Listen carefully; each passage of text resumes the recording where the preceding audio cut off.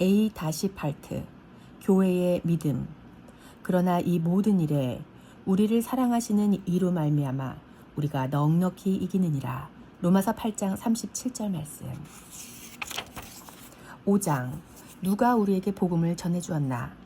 마가복음은 사복음서 중 가장 먼저 기록된 복음서로 알려져 있다.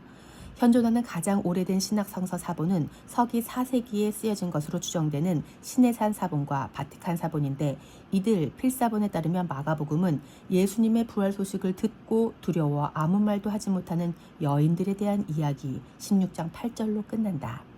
부활하신 예수님의 나타나심과 승천을 전하는 16장의 나머지 9에서 20절은 다른 복음서의 증언을 토대로 초대교회가 정리하여 덧붙인 부록으로 보인다. 성경책에도 대괄호로 묶여있다. 학자들이야 마가복음 16장에 대해 연구하고 논쟁하겠지만 복음에는 아무 손상이 없다. 아니 오히려 8절로 끝나는 편이 훨씬 더 드라마틱하다. 헬라어 원어 성경에서 8절의 마지막 단어는 그러나, 그렇기 때문에 등으로 번역되는 접속사 가르이다. 마가복음은 접속사로 애매하게 맞춰진 것이다. 그러나 미완성의 이 마지막 문장이 오히려 의미가 있다. 신비와 역설 속에서 하나님을 선언하고 있기 때문이다. 여자들이 몹시 놀라 떨며 나와 무덤에서 도망하고 무서워하여 아무에게 아무 말도 하지 못하더라. 마가복음 16장 8절 말씀. 예수님이 부활하셨어도 인간은 두려워 숨을 뿐이었다. 씨 뿌리는 자의 비유에서 확인한 대로 인간은 그저 길가와 돌밭과 가시떨기이다.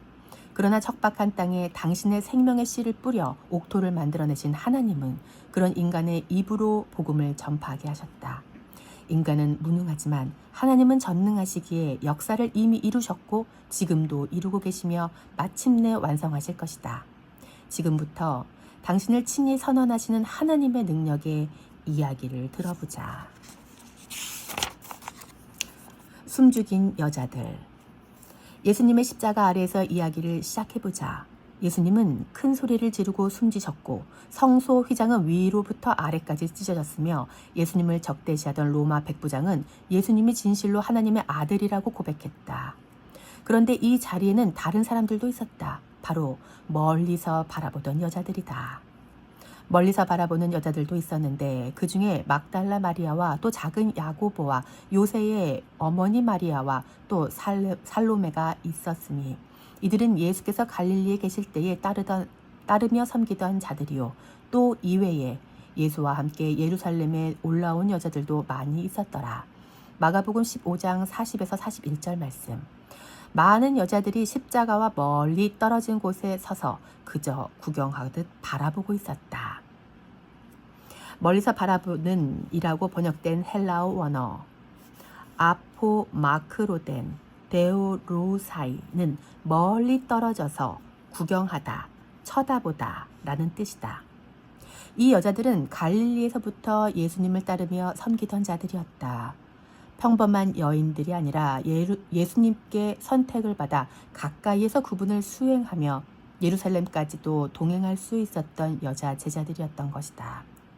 여자 제자들이 멀리서라도 예수님 곁을 지켰다는 점에서는 이미 주랭랑을 친 남자 제자들보다 나아 보인다. 그러나 그게 전부였다. 여자들이 믿음이 더 좋아서 예수님께 말씀하신 대로 부활을 기대하며 십자가 앞에서도 물러서지 않은 것이 아니다. 이들은 그저 무력했다. 여자들에게는 예수님을 지켜낼 힘도 사회적 지위도 없었다. 그저 처참하게 못 박힌 예수님의 모습에 놀랐고 조롱하고 희롱하며 소리치는 동족 유대인들의 기세에 눌려 속수무책으로 지켜볼 수밖에 없었던 것이다. 자포자기한 아리마대 요셉. 이때 또 한 사람이 등장한다. 존경받는 공회원이자 지도자였던 아리마대 사람 요셉이다. 그에게는 여자들과 달리 사회적 발언권과 힘이 있었다.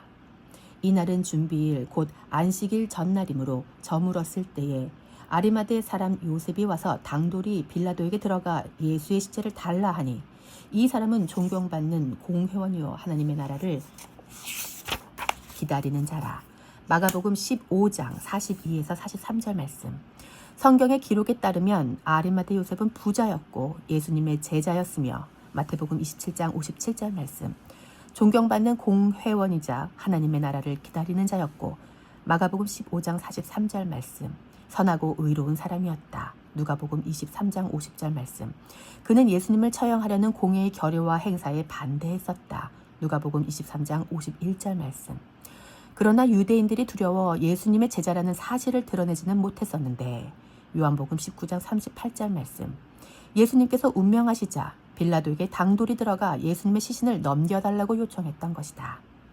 교회 안에서는 이 아리마대 요셉을 두고 얼마나 많은 칭찬이 오가는지 모른다. 칭찬의 요주는 늘 똑같다. 자신의 부와 명예와 공직 그리고 그간에 쌓아온 모든 업적과 이력을 잃은 위험을 감수하고도 예수님의 시신을 요구했던 그 용기와 결단을 본받자는 것이다. 그런데 과연 이렇게 해석해도 괜찮은 걸까? 나는 요셉에게 초점이 맞춰지면 안 된다고 생각한다. 요셉이 당돌하게 빌라도에게 들어간 이때는 예수님께서 십자가 위에서 운명하신 엄중한 순간이다.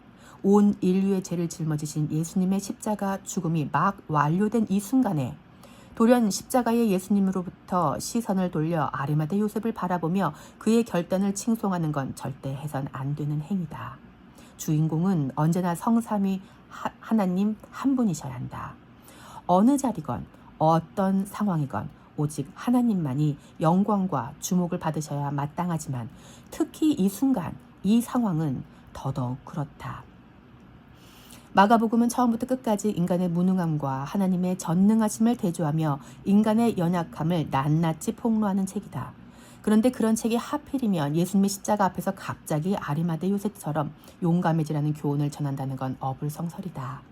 만약 그가 정말 그렇게 용감한 사람이었다면 예수님이 체포되기 전에 목숨 걸고 끝까지 싸웠어야 했다. 그러나 그는 싸우기는커녕 유대인들이 두려워 예수님의 제자라고 말도 못했던 인물이다.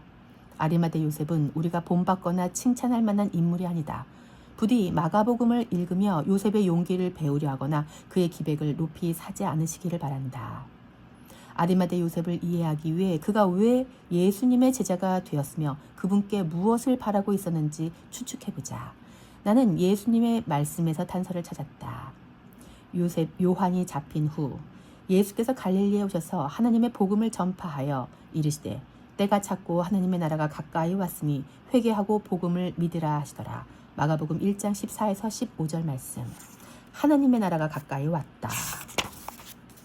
이 말씀은 예수님이 공생애를 시작하며 선포하신 첫 번째 말씀이다. 그리고 아리마대 요셉은 하나님의 나라를 기다리고 있었다.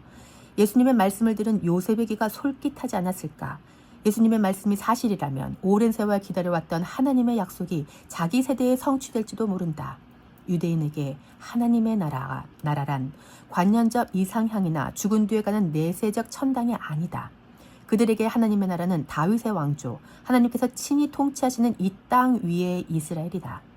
요셉 역시 하나님의 나라가 가까이 왔다는 예수님의 말씀을 로마의 식민 통치에서 벗어나 독립할 뿐만 아니라 열방을 지배하는 이스라엘 나라가 곧 세워진다는 복음으로 들었을 것이다. 그는 아마도 이런 기대와 소망을 예수님께 두고 숨은 제자가 되어 은밀하게 그분을 따르고 있었을 것이다. 그런데 그 예수님이 그만 죽어버렸다. 지배자 로마인들의 손에 넘겨져 온갖 조롱과 희롱과 모욕을 당하시고 끝내 십자가에서 운명하셨다. 이제 아리마대 요셉이 할 수 있는 일은 아무것도 없다. 소망을 두었던 그분이 죽어버렸으므로 그분께 걸었던 그의 기대도 끝났다. 사람은 소망이 사라지면 두려움도 없어진다. 지켜야 할 소중한 누군가를 잃어버린 사람은 언제 터질지 모를 안전핀 뽑힌 폭탄처럼 무서운 법이다. 그는 더는 숨지 않고 예수님을 안치하기 위해 나섰다. 이는 용기가 아니라 절망에서 나온 행동이었다. 그는 그렇게 자포자기한 상태로 빌라도에게 나아가 예수님의 시신을 요구했다. 죽음으로 다 끝나버린 하나님 나라 앞에서 이제 기대할 것도 두려울 것도 없었다. 이 일이 요셉의 용기 있는 행동이 아니라는 증거는 그를 본 빌라도의 반응에서도 찾을 수 있다. 빌라도는 자기 앞에 아리마대 요셉이 나타나서 놀란 것이 아니다. 그가 놀란 이유는 다른 데 있다. 빌라도는 예수께서 벌써 죽었을까 하고 이상히 여겨 백부장을 불러 죽은 지가 오래냐고 묻고 백부장에게 알아본 후에 요셉에게 시체를 내주는지라. 마가복음 15장 44에서 45절 말씀. 예수가 벌써 죽었다고? 빌라도는 예수님이 생각보다 빨리 돌아가셨다는 소식에 반응했을 뿐 요셉에게는 눈길조차 주지 않았다. 그저 백부장에겐 예수님이 진짜 운명하셨는지 확인하고는 그분의 시체를 내주라고 명령했을 뿐이다. 빌라도의 이러한 행동은 예수님이 그에게 아무런 쓸모가 없었음을 분명히 보여준다. 만약 예수님의 시체에 어떤 가치라도 있었다면 기회주의자인 빌라도가 그렇게 호락호락하게 넘겨줬으니 만무하다. 그러나 이제 그분의 몸은 빌라도에게 아무런 가치도 위협도 소망도 없는 그저 죽은 몸뚱어리에 불과했다. 신약 성경에서 주다라는 표현으로는 주로 헬라어 디도미를 쓰는데 여기에 반해 여기 45절에서는 내주는지라는 선물하다, 수여하다, 무료로 주다라는 뜻의 도레오마이를 사용했다. 그는 예수님의 시체를 단순히 넘긴 것이 아니라 선물로 주었다. 다시 말해서 빌라도는 대단한 선의를 베푼 게 아니라 아무 가치 없는 시체를 유대인들에게 엿먹어라라는 듯이 조롱하며 넘긴 것이다. 예수 시체를 원해? 그가 벌써 죽었어? 그래, 옛다 선물이다. 가져가라. 이렇게 요셉은 시체를 받아왔다. 그의 부와 권세와 쌓아온 모든 업적과 지위를 동원해서 이뤄낸 성과였다. 그러나 이렇게나 대단하고 용감한 요셉이 정작 할 수 있는 일이라고는 그분을 장사하는 것뿐이었다. 요셉이 세마포를 사서 예수를 내려다가 그곳으로 싸서 바위 속에 판 무덤에 넣어두고 돌을 굴려 무덤 문에 놓음에 마가복음 15장 46절 말씀. 그는 세마포를 사서 예수님의 죽은 몸을 싼 다음에 바위에 판 무덤에 정성스레 안치했다. 그리고 무덤 앞에 돌을 굴려 문을 닫았다. 그렇게 하나님 나라는 닫혀버렸다. 요셉이 자신의 손으로 스스로 그 나라의 문을 닫은 것이다. 그가 할 일은 여기까지였다. 이제 더 이상 기대할 것도 소망할 것도 없다. 해야 할 일은 단연뿐. 되도록이면 빨리 잊어야 한다. 이분이 메시아라고 기대했었는데 이제 보니 아니었구나. 그는 어서 마음을 내려놓고 일상으로 돌아가야 했다. 공회원으로서 정치 활동도 해야 하고 가정도 돌봐야 했다. 유대인들로부터 의심 가득한 질문을 받아야 할지도 모른다. 네가 예수의 시신을 받아갔다던데 사실인가? 왜 그랬나? 너도 그 사람의 제자인가? 하지만 이제 더는 두려울 게 없었다. 그래, 내가 그분의 장례를 치렀다. 그게 어때서? 다 끝난 일이잖아. 앞으로의 그의 일상에서 그를 도와주고 이끌어줄 예수님은 더 이상 없다. 그가 공격당할 때 변호해 주시던 예수님은 이미 시체가 되어 무덤에 묻히셨다. 자기 손으로 그분을 장사했으니 더 이상 미련을 가져선 안 된다. 예수님께 걸었던 길에는 깨끗이 잊고 새 출발을 해야 한다. 다른 사람들처럼 율법을 지켜 하나님 나라가 오게 하든지 무력으로 로마에 편승하거나 대항하든지 아니면 모두 체념하든지. 무모한 시도. 예수님의 십자가를 멀리서 바라보았던 여자 제자들은 아리마대 요셉이 예수님을 장사하는 모습 또한 지켜보았다. 그리고 그들 중 몇 사람은 안식 후 첫날 이른 아침에 일어나 자신들이 할 수 있는 일을 하기 위해 길을 나섰다. 안식일이 지남에 막달라 마리아와 야고보의 어머니 마리아와 또 살로메가 가서 예수께 바르기 위하여 향품을 사다 두었다가 안식 후 첫날 매우 일찍이 해 돋을 때에 그 무덤으로 가며 서로 말하되 누가 우리를 위하여 무덤 문에서 돌을 굴러주리요 하더니 마가복음 16장 1에서 3절 말씀. 여자들은 마지막으로 그분을 위해 자신들이 할 수 있는 일을 하려고 했다. 그것은 고인에 대한 예우이자 부패한 냄새를 줄이기 위해 시신에 향품을 바르는 일이었다. 하지만 이는 참으로 무모한 행동이었다. 무덤 앞에 놓인 큰 돌을 굴려질 사람이 없었기 때문이다. 힘있는 남자 제자들, 이 여자들을 도와줄 남성들, 이 수고에 동역해줄 형제들은 다 도망가 숨어버렸다. 예수님을 장사 지낸 아리마대 요셉이 있었지만 그에게 무덤 문을 다시 열어달라는 부탁할 수는 없었다.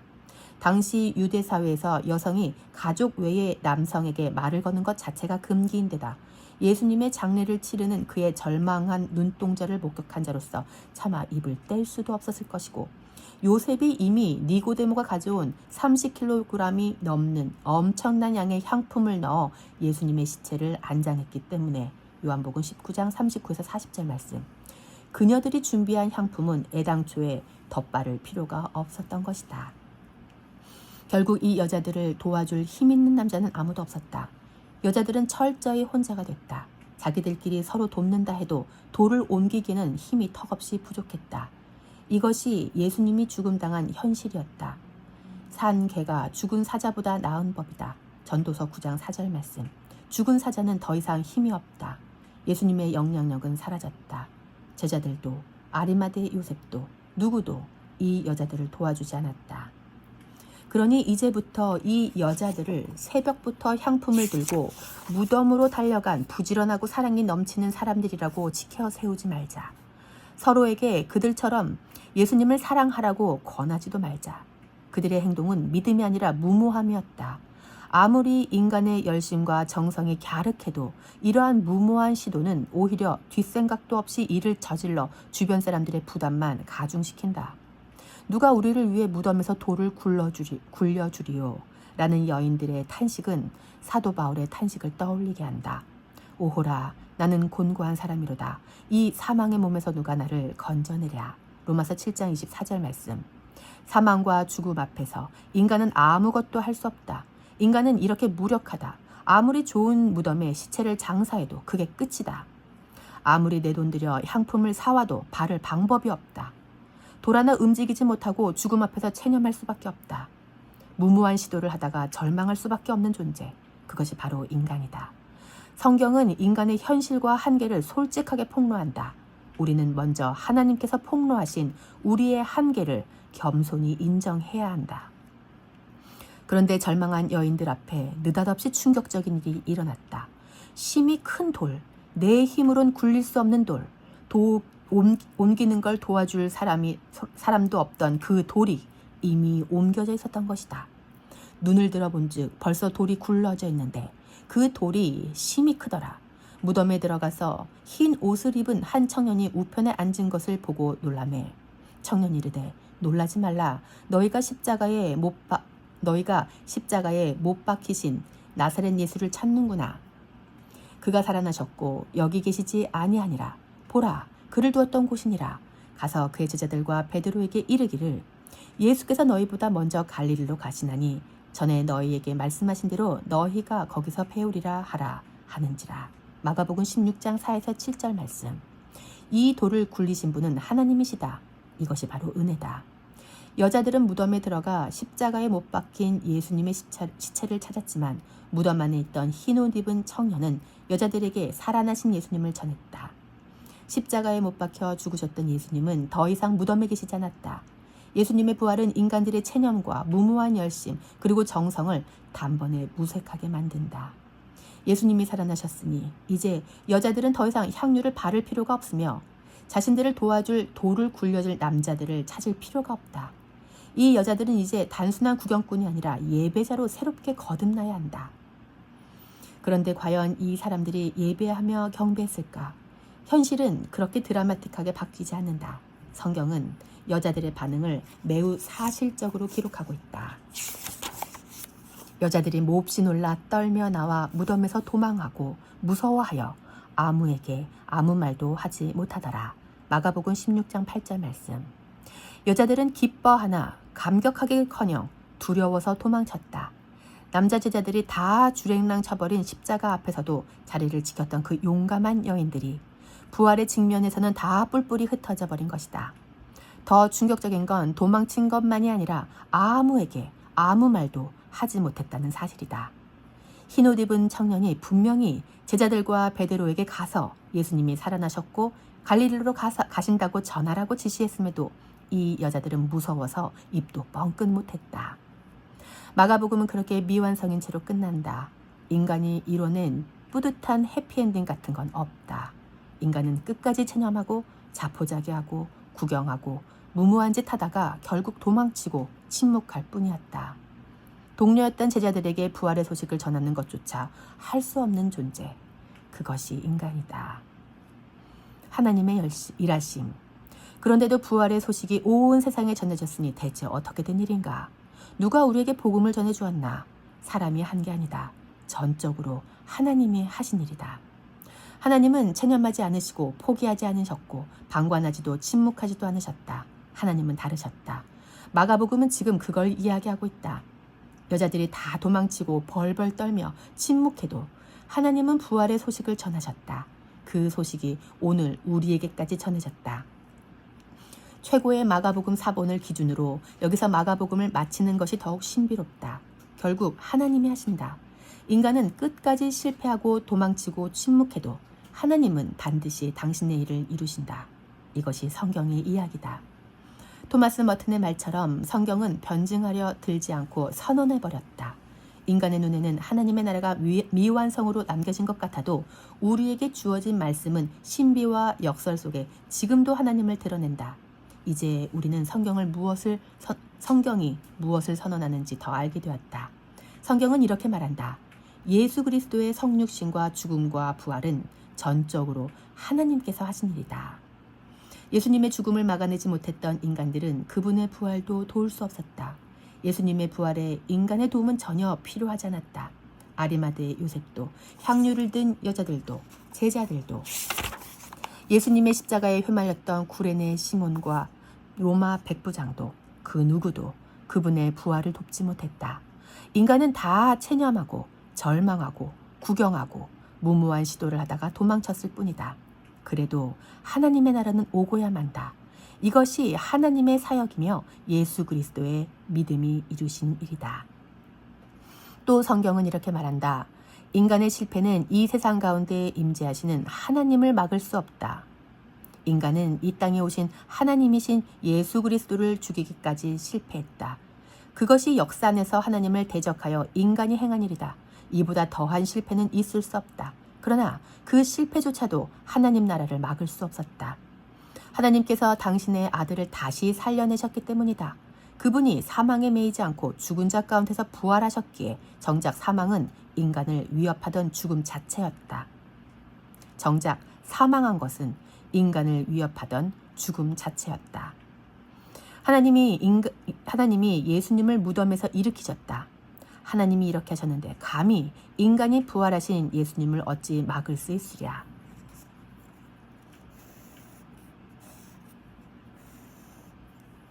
인간이 아무리 두려움에 입을 꾹 닫고 도망쳐버려도 예수님의 부활하심은 전파될 수밖에 없다. 사람들이 침묵하면 돌들이 소리 지를 것이다. 누가복음 19장 40절 말씀. 이것이 마가복음이 끝까지 증거한 복음이다. 우리가 성경을 통해 주목해야 할 부분은 오직 이 한 분 하나님이시다. 하나님은 인간의 죄악과 실패 속에서도 당신의 일을 완수하시는 분이시며 사망의 몸에 갇혀 절망하는 인간들을 구원하는 하나님이시다. 이 말씀이 오늘 우리에게 엄청난 위로를 준다. 우리가 체념하고 도망치고 공포심에 주눅들어 있을 때에도 하나님은 여전히 일하고 계시기 때문이다. 우리의 무모함과 침묵 속에서도 하나님은 오늘도 부활의 복음을 선포하신다.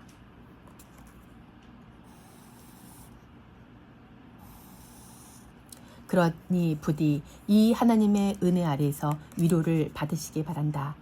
인간들이 무모하고 도망다니고 체념했을지라도 하나님은 일하셨는데 우리가 그분의 은혜 아래에 있는 지금에야 얼마나 더 관계가 좋겠는가. 이 은혜를 바울은 이렇게 말한다. 곧 우리가 원수되었을 때에 그의 아들의 죽으심으로 말미암아 하나님과 화목하게 되었은즉 화목하게 된 자로서는 더욱 그의 살아나심으로 말미암아 구원을 받을 것이니라. 그뿐 아니라 이제 우리로 화목하게 하신 우리 주 예수 그리스도로 말미암아 하나님 안에서 또한 즐거워하느니라. 로마서 5장 10에서 11절 말씀. 우리의 실패보다 크신 하나님, 우리의 체념보다 앞서 일하시는 하나님, 우리의 침묵 속에서도 성실히 복음을 전하시는 하나님이 계시기에 우리는 끝내 이 은혜 아래에서 소망을 품을 수 있는 것이다. 그러니 오늘 체념하고 낙심했더라도 괜찮다. 하나님은 여전히 은혜를 베푸신다. 그분의 은혜 아래에 있는 이들은 인간의 어떤 것도 하나님의 일하심을 가로막을 수 없음을 알기에 평안을 누린다. 그리고 그 은혜 아래에서 하나님과 깊이 사귀고 교제하며 새로운 삶을 살아간다. 겉으로는 근사한 척하지만 죄인에 불과한 데다 죽음 앞에서 속수무책인 우리를 하나님께서 의인이라 불러주시고 하나님과 함께 살아가게 하신 놀라운 은혜와 능력이 예수님의 부활 안에 담겨 있다. 그분의 은혜 아래에 있는 인생은 더 이상 체념하거나 도망치거나 구경꾼으로 머물지 않아도 된다. 부활하신 예수님이 하나님 우편에 앉아 우리를 위해 간구하실 뿐만 아니라 그분의 영이 우리와 함께 하시기 때문이다. 부활하신 주님이 지금도 살아서 우리와 함께 계신다. 그리고 그분이 다시 오셔서 통치하실 것이다. 예수는 우리가 범죄한 것 때문에 내줌이 되고 또한 우리를 의롭다 하시기 위하여 살아나셨느니라. 로마서 4장 25절 말씀. 예수님은 우리의 범죄함 때문에 내줌이 되고 우리를 의롭다 하시기 위해 부활하셨다. 부활하신 예수님께서는 자포자기했던 아리마대 요셉에게 너는 의롭다고 말씀하신다. 그가 무엇을 해서가 아니라 예수님의 부활이 그를 의롭다 선언하신다. 그는 이제 더 이상 좌절할 필요도 제자임을 숨길 필요도 없다. 또 구경만 하던 자, 대책 없이 향유를 들고 갔던 자, 부활 앞에서도 도망쳤던 여인들도 정죄하지 않으시고 의롭다 말씀하신다. 그들의 어떠함 때문이 아니라 예수님이 부활하셨기 때문이다. 이것이 바로 부활의 능력이다. 그러므로 기독교는 체념을 극복하라고 조언하지 않는다. 도망치지 말고 부활을 선포하라고 요구하지도 않는다. 인간은 하라고 해도 안 한다. 아니 못한다. 인간의 힘으로는 할 수가 없다. 기독교는 그런 충고를 던지는 종교가 아니다. 다만 좋은 소식을 전한다. 하나님께서 예수님 안에서 이미 이루신 일에 대한 증언 말이다. 인간이 말하지 못해도 하나님은 부활을 증언하신다. 그렇게 이 복음을 증언하는 사람들은 한결같이 자기 능력으로 이뤄낸 일이 아니라 하나님이 하셨다고 고백하게 되는 것이다. 하나님이 하셨다. 인간이 실패하고 체념하고 무모하게 도전하다가 무서워서 도망가고 침묵하는 속에서도 하나님께서 성실하게 일해오셨다. 이 성실하심으로 우리에게 구원의 길을 여시고 은혜 아래에서 지금도 넉넉하게 보살피며 사랑해 주신다. 뿐만 아니라 이 은혜를 입은 사람들에게 하나님과 함께 하나님을 향해 믿음의 삶을 살아보라고 먹이시고 입히시고 자유롭게 풀어 놓아 다니게 하신다. 무엇부터 시작해야 하나? 어렵지 않다. 찬양과 감사와 찬양부터 시작해보자. 주님 감사합니다. 주님 홀로 영광 받으소서. 그리고 하나님이 하신 일을 더욱 읽고 들으며 자라나기 바란다. 하나님이 행하신 일과 그분의 약속을 신뢰하길 바란다. 성령께서 당신을 인도하실 것이다.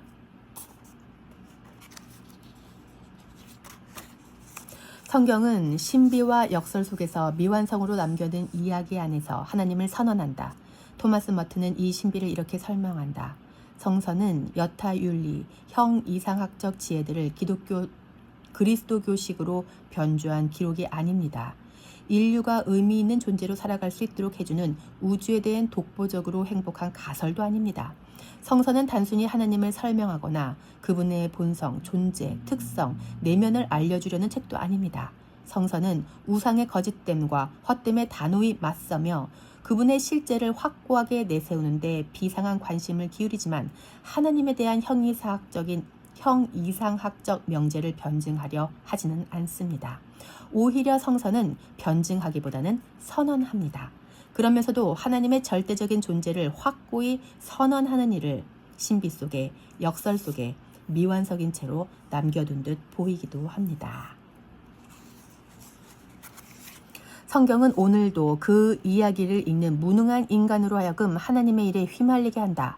성경의 이야기를 읽고 들음으로 인해 지금도 살아 역사하시는 하나님과 관계하게 되고 하나님이 행하신 일 앞에 탐복하여 예배하며 그 일을 세상에 증언하게 되는 것은 말씀의 신비다. 톰 라이트는 성경의 이 능력에 대해 이렇게 이야기한다.